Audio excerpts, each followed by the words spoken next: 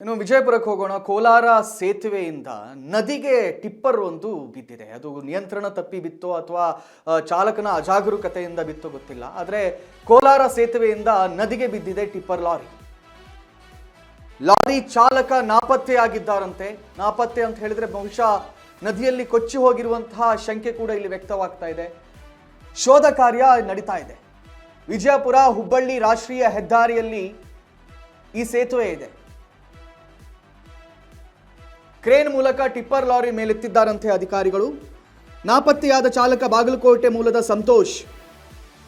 Cleaner ಸಂಜುವನ್ನ ರಕ್ಷಣೆ ಮಾಡಿದ್ದಾರಂತೆ. ಆ ಭಾಗದ ಮೀನುಗಾರರೇ ನದಿಗೆ ಹಾರಿ ಅಲ್ಲಿ ಕ್ಲೀನರ್ ಏನಿದ್ರು ಸಂಜು ಅವರನ್ನ ರಕ್ಷಣೆ ಮಾಡಿದ್ದಾರೆ. ಆದರೆ ಬಾಗಲಕೋಟೆ ಮೂಲದ ಸಂತೋಷ್ ಅನ್ನುವರನ್ನ ಇನ್ನೂ ಕೂಡ ಹುಡುಕಾಟ ನಡೆಸಲಾಗ್ತಾ ಇದೆ. ಚಾಲಕ ಕೊಚ್ಚಿಕೊಂಡು ಹೋಗಿರುವಂತಹ ಶಂಕೆ ವ್ಯಕ್ತವಾಗಿದೆ. ಟಿಪ್ಪರ್ ಲಾರಿ ಚಾಲಕನಿಗಾಗಿ ಶೋಧ ಕಾರ್ಯ ಮುಂದುವರೆದಿದೆ.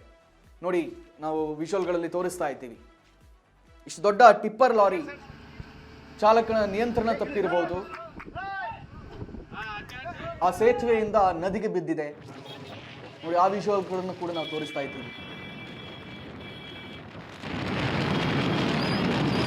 ದುರದೃಷ್ಟವಶಾತ್ ಚಾಲಕ ಸಿಕ್ಕಿಲ್ಲ. ಇನ್ನೂ ಕೂಡ ಆತನನ್ನು ಹುಡುಕುವಂತ ಶೋಧ ಕಾರ್ಯ ನಡೀತಾ ಇದೆ.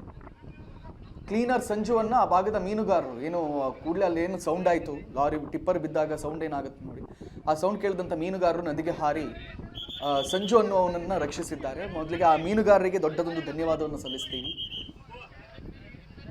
ಈಗ ಲಾರಿ ಡ್ರೈವರಿಗೋಸ್ಕರ ಹುಡುಕಾಟ ನಡೀತಾ ಇದೆ.